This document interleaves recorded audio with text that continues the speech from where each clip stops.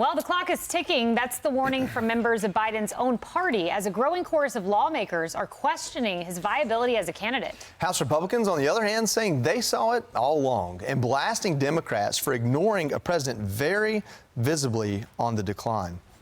One of those GOP lawmakers is House Intelligence Committee Chair Mike Turner, and he joins us now. Congressman, thank you for joining us. As we look at this, I'm looking at a list here. I think we're up to 3 House Democrats that have said explicitly Joe Biden should leave the ticket. And then we hear reports of a dozen to 2 dozen others waiting to do so. Does the president need the support of his own party to be the nominee? Well, clearly you have a growing number of Democrats who are questioning whether or not Biden can be president for the next 4 years, where many of us on Capitol Hill are worried whether or not he can make the next 4 weeks.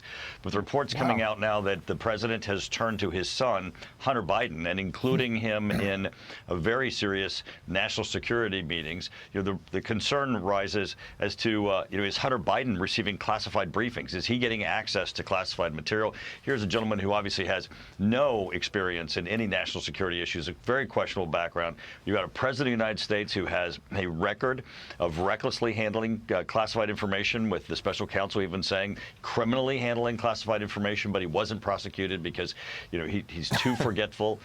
Now you have reports of perhaps his son running things at the White House. Congressman Turner, to that point, you've sent a letter calling for some congressional oversight as to Hunter's new role. We know the press secretary said he's been in meetings. We saw him at the Medal of Honor ceremony. And your letter says this, that it is disturbing to learn these events are transpiring in the West Wing. It's unclear what official meetings and phone calls Hunter Biden is participating in and in what capacity, and whether these discussions include classified information. I want to know about that. But I also want to know, big picture here, whether there needs to be a select committee into Biden's mental acuity, because I'm reading a Bloomberg headline about allies saying he needs to step aside. We just heard from Kevin McCarthy. Foreign leaders have called him expressing concerns. So this is Hunter, but it's also big national security picture. Right, and I know that there are a number of decisions that are on backlog in the White House that have serious national security implications for which no one is making decisions. And I think many times when we hear Biden speak, we wonder whether or not he understands his own policies. I think we're getting to understanding that he does not. He certainly doesn't understand the implications of the decisions that he's making. But the fact that he's turning to his son Hunter, of course, has no official position in the government, should not have any access to classified information, should not even be in these important national security discussions, really shows that things are deteriorating very concerningly at the White House. Congressman, I've had a lot of people write me on social media since this story came out that Hunter was privy to or in the room with potentially classified information. We've seen both President Biden and President Trump be scrutinized over their handling of classified information and who they allowed access to it. And what we've learned is there's a lot of ambiguity over the authority the president has.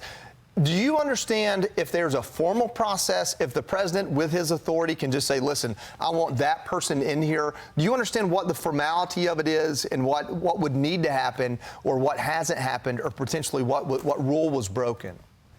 Right. Well, the president is the ultimate decider. But in this instance, what you're having is the president including him in discussions that are being conducted by other staff members, and the disclosure of information that perhaps the president, hasn't even digested yet. So he's clearly not in the position where he's making active decisions as to what information we disclose or not. This is fraught with peril, and is certainly incredibly bad precedent to have certainly a family member who's just been convicted of a felony by the Department of Justice taking up a case against him, and now he's sitting in the Oval Office, perhaps in decision making with his classified information being discussed, which could even be being presented by the Department of Justice that just took him to court. Wow. A lot of questions. Thank you for trying to get answers. We're all interested in those answers. Congressman Mike Turner. Thank you.